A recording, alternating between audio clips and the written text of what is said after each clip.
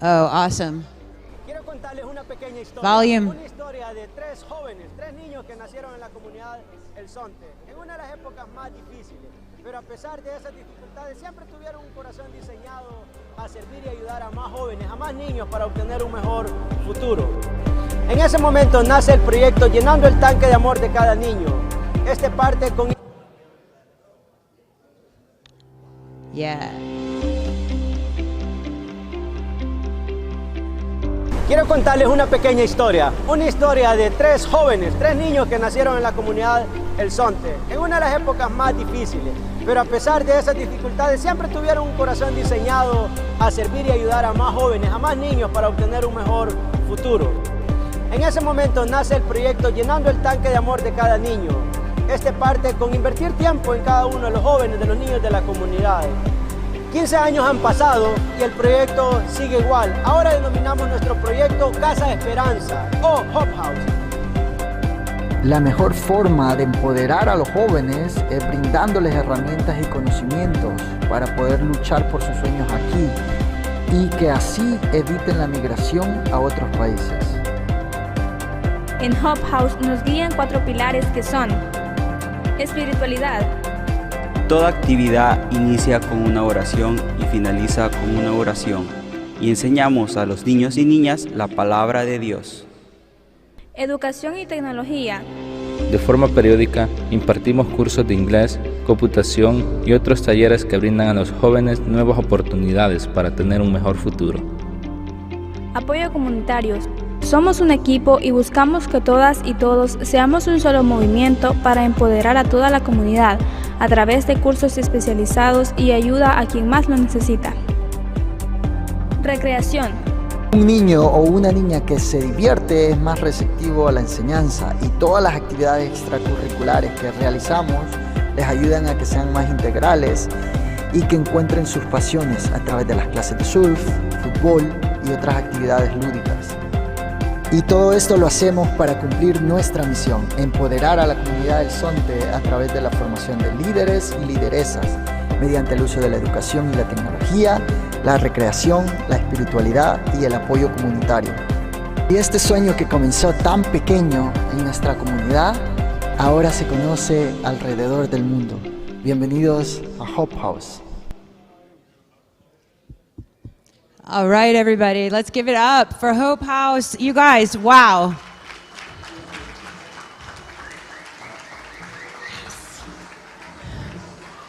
This is so amazing. So Bitcoin is hope, right? Bitcoin is hope, and we've got Hope House here. Our next guest doesn't really even need an introduction. The reason why we all get to be here, and he is one of the catalysts and the sparks that, because of him and his work and his love and passion and care for others and generosity of spirit, Bitcoin is now legal tender here in El Salvador. So I'm going to get off the stage and I'm going to let Mike Peterson, the director of Bitcoin Beach in El Zonte, come up and tell you about what's happening over there. Welcome, Mike Peterson. Thank you.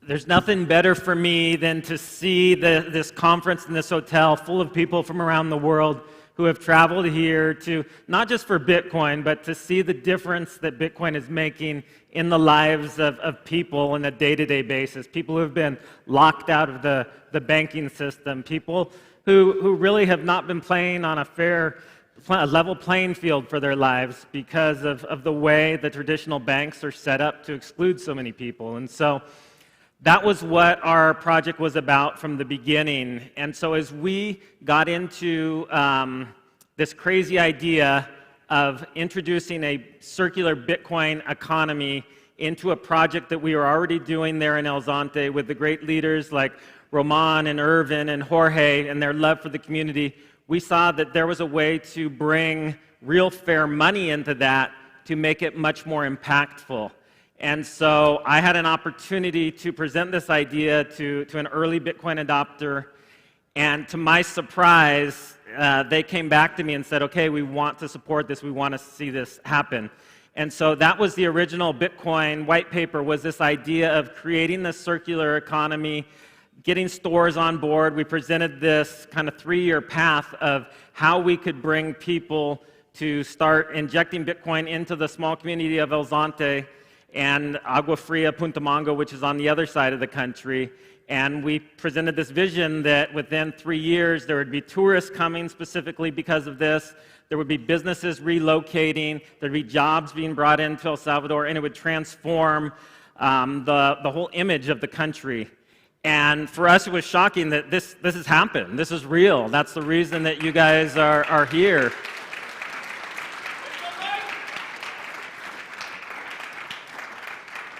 And when the law was passed, we all of a sudden felt this huge responsibility because we had projects from around the world, people contacting us and saying, hey, we want to see the same thing happen in our community. And so we felt like, okay, we need to make sure we make these resources available to everybody else, but we also want to protect from scammers or people invoking the name of Bitcoin Beach to take money from people, to get them to trust them with their money, or to introduce some altcoin or token into there that was not needed. And so we set about thinking, how do we do this in an open-handed and an open-source way, making all of our resources available, but also in a way that kind of protects what we're trying to do. And I'm very thankful that we have Steve, who on Twitter goes by Hunikis.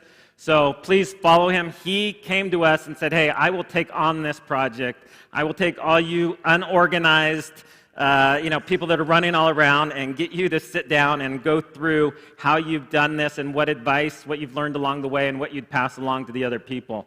And so because of that, we were able to take the original white paper and come out with a new 2.0 version, which is for Bitcoin Beach-like efforts. So our goal was not to just recreate Bitcoin Beach everywhere, but to give people a framework, because in every community it's going to look different. In every community the focus is going to be a little bit unique. And so we wanted to give people the freedom for that, but also to make clear that there's some principles that they can't, that there's no compromise on. And so today that's my pleasure to be able to introduce to you guys the Bitcoin Beach white paper. You can also find it online on our webpage, bitcoinbeach.com, or we actually have a booth here in the conference where there's physical copies of it. If you have a project that you're looking to do somewhere else and want to talk through these things, our team is here. But I'm going to go through real quick kind of the key principles that we found were important. So that's what the physical version looks like there. So the one difference from our original vision of where Bitcoin Beach would be born was the location. We had initially envisioned this happening in Punta Mongo, which is about 3 hours from here on the other side of the country.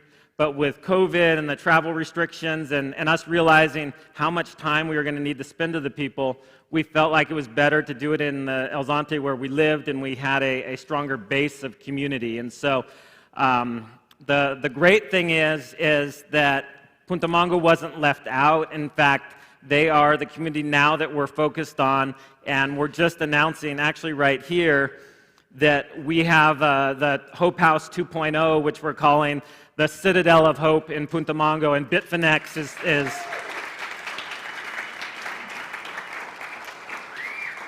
so we're very thankful. Not only is Bitfinex sponsoring this conference, but they sponsored the construction of this building and the English class and all the stuff that's going to be happening in that community. And I think a lot of you here have seen the difference that having the Hope House in El Zonte has made, and now we have another community that's going to have that same experience. So if you see the folks from Bitfinex here, just make sure you thank them for their community-mindedness and in all the different ways they're investing with us, with My First Bitcoin, with the other programs they've done to try to help the families that have been victims of violence here. They're a company that's really investing and believing in the future of El Salvador. So the one thing that we really wanted to set out first was the definitions of what a Bitcoin Beach-like effort would look like. What would be the projects that we would be willing to come alongside, to spend our time helping, and to kind of lend credibility to. And so there are some things that we felt can't be compromised. And one is it needs to be a physical community. And I know that as Bitcoiners, We have community around the world on Twitter. We have people that we've never met in person that actually feel like family. But there is an importance as far as Bitcoin spreading in real ways for it to be used in physical locations to buy physical goods and to create those network effects. And so we encourage people that they're starting to do a community, make it actually the smaller the better. Because if you have one store here that accepts Bitcoin and another one that's 10 miles away and another one that's in the next town, that doesn't create a circular economy. To truly create a circular economy, you need those network effects. And so it's much better to focus on a small geographic area. The other thing by circular economy, we want real goods being shared. In our minds, Bitcoin is money, and I know there's been this narrative that Bitcoin's digital gold and it's just a store of value. We reject that. We think that that's one aspect of it, but we think that the freedom that it's going to bring and the way that it unlocks people from the shackles of the traditional banking system is by becoming the money. And we're not naive. We know that's not going to happen overnight, but we think it's through 1,000 different projects like Bitcoin Beach that you're going to see this start around the world. And as people realize the value of using real true money, they will gravitate towards that. And so we think it's very important that we actually see real commerce circulating. And so all of the projects that we kind of help support are based on that. They have real money flowing from user to store owner. The store owner's paying their employees or buying their supplies. You have a real circulation. And of course, I know I don't need to explain this to this crowd, but it's Bitcoin, not crypto.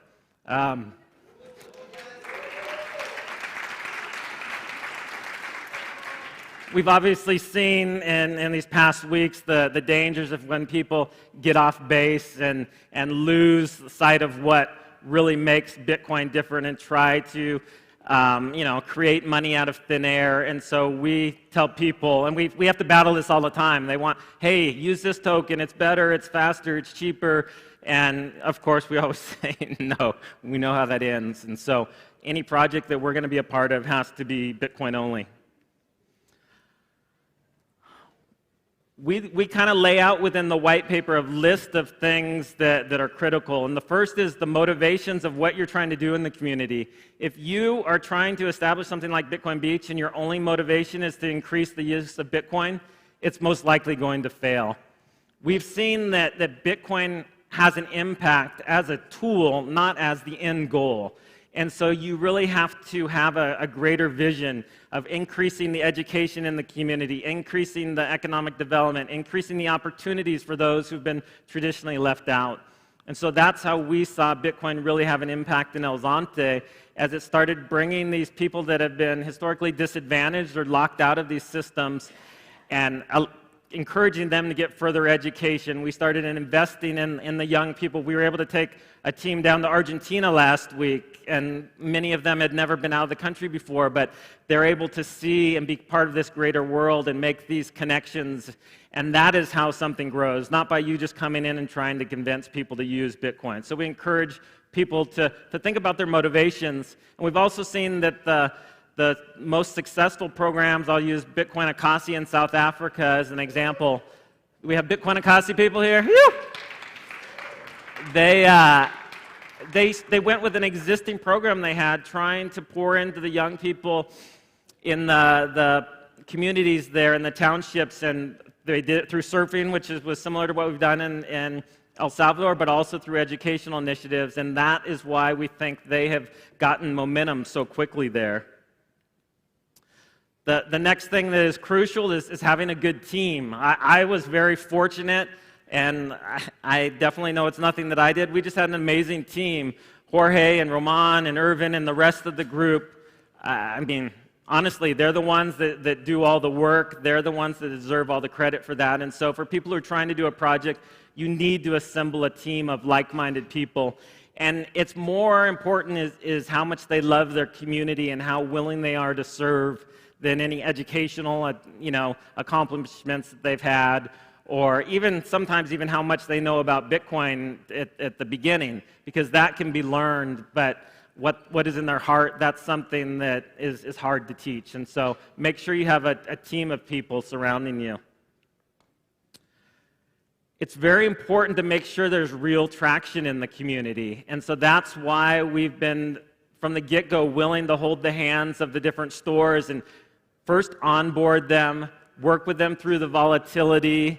When there are times when they're really concerned about it, we've even kind of stepped up and made some of them whole because we felt responsible if maybe they didn't truly understand the risks that they were taking.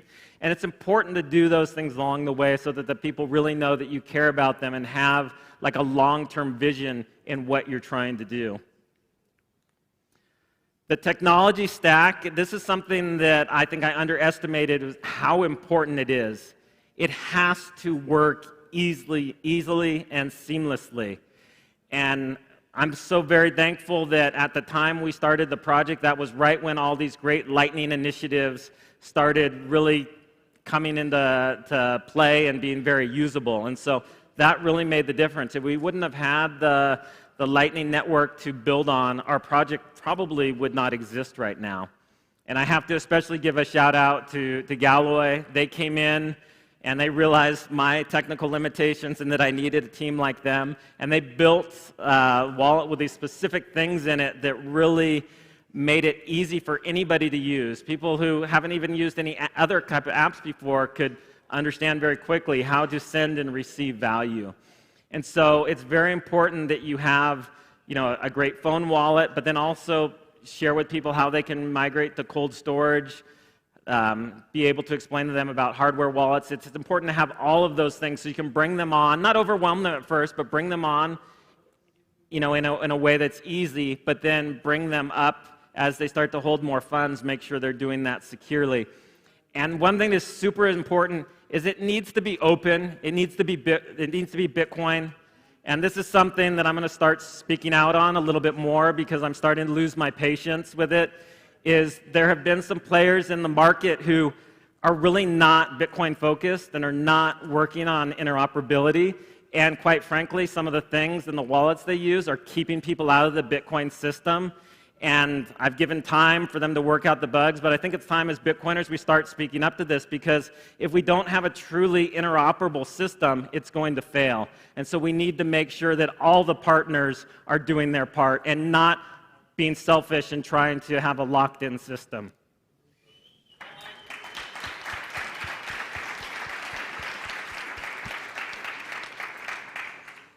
Funding is a vital part of all of this.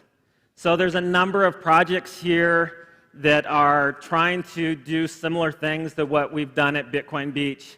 And quite honestly, all of them could be doing a lot more if they had better funding. And this is something I'd really like to challenge the Bitcoin community, and a place where, quite frankly, I think that we've fallen short, is there are a lot more funds given to different endeavors within the Ethereum community, within the altcoin community, and the Bitcoin projects oftentimes are being held back by a lack of funding to do what they're due. We've been very blessed at Bitcoin Beach. We had a donor that came on early with a long-term vision and was willing to stand behind what we were doing. But there's Bitcoin Akasi in South Africa, there's Bitcoin Lake, there's Bitcoin Jungle, there's Motive in Peru. I'm sure I'm missing some right now. There's My First Bitcoin here in El Salvador. There's all these great projects that Bitcoiners who have been in this from the beginning, that have benefited from being in Bitcoin, need to make sure that they're giving back. It doesn't matter if Bitcoin's at 16,000 or 100,000, like the opportunity is now. And so don't wait till your Bitcoin is worth more in dollar terms. Give to these projects now. And the last thing I want to focus on, which can kind of seem a little bit weird as a Bitcoiner, is the marketing is important. It is very important for the world to understand what you're doing in your project. Because if they don't understand it, people can't support it, people can't get behind it, and it can't be replicated. And so we've really tried to reach out to all the media. Obviously, the Bitcoin podcasters play a huge role. Peter McCormick coming and doing this first podcast with us right when we're getting off the ground really helped get the ball rolling for us. But us getting into publications like Forbes and Bloomberg and portraying things in El Salvador in a positive light actually were one of the reasons that the government was encouraged to start looking at adopting Bitcoin. So it's super important to keep telling your story, to let people know the difference that Bitcoin's making. And don't get hung up on the technology side of it. Tell the human interest stories. Tell the people's lives that are being changed, the people that before were living in poverty and were excluded from the financial system, but now are able to interact. The people that are now working in jobs making 2 to 3 times what they were before because they can receive their salary online in Bitcoin. These are the stories that we need to be telling people. And we kind of can be in a Bitcoin bubble sometimes within our own community. We think everybody knows what's going on. Bitcoin Beach, almost everybody here knows about Bitcoin Beach. But if I go out anywhere else in the world, probably 97% of the people I run into will never have heard of Bitcoin Beach. Doesn't matter that we were on 60 Minutes or in all these publications, they still need to be told that story. They still need to understand how Bitcoin is making a difference in the lives of those who need it most. And so for all the projects that are out there, go. I don't care how big the podcast is or how small the publication is, go spend time with them, make sure they're getting your story out, and remember that people need to hear it probably 5 or 6 times before it really sinks in. And so those are kind of the things that we lay out in the Bitcoin Beach white paper. We want to see, like I said, thousands, tens of thousands projects like Bitcoin Beach springing up around the world, because it's not going to come top down. It's not going to be something that we're directing. It's going to be all these little projects bubbling up around the world that are going to be the thing that brings us to the Bitcoin standard. And so I thank you guys all for being here in El Salvador. I thank you for playing a role in this. I encourage you to come to the movie showing tonight. There's 2 movies about El Salvador playing. I think it's 7 and 7:30. One, Dare to Dream. We went to the first premiere last night. It's an amazing film. It tells the real story of the people on the ground, specifically the Salvadorans in El Zonte that have brought this really thing to fruition and have rocked the world with El Salvador's adoption of Bitcoin. So I hope to see you guys all there tonight, and thank you for giving us some time to present the white paper.